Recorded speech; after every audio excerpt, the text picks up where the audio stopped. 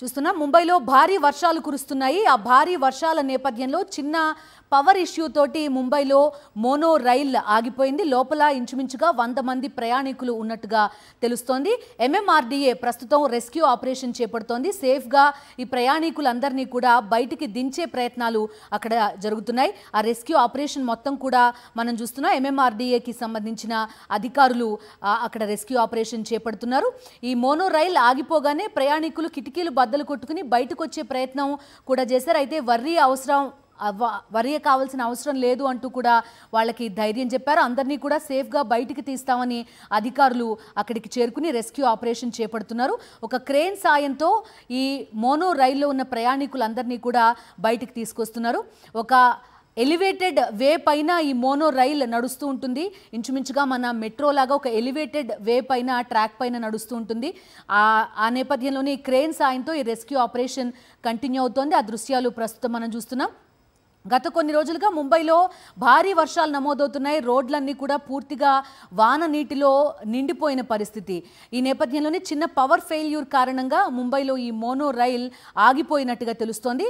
ఆ rescue operation మనం చూస్తున్నాం.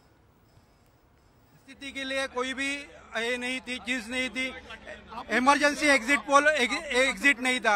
आपने कहाँ से ट्रेन पकड़ा था? ये मैं वडाला राम मंदिर से पकड़ा।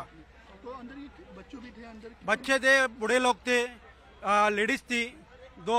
एक मेरे सामने एक जो आदमी था उसको चक्कर आके वो अंदर ही बंद हो गया। तो लेकिन क्या कहना चाहेंगे, कितनी देर तक ये आपको रेस्क्यू ऑपरेशन पहुंचा आपका?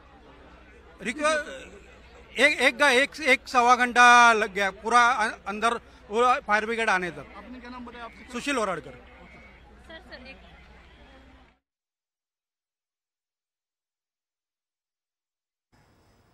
మోనో రైల్ నుంచి బయటకు తీసుకొచ్చిన ప్రయాణికుడు చెప్పింది కూడా వింటున్నాం. గంటకు పైగా ఈ మోనో రైల్ ఆగిపోయింది.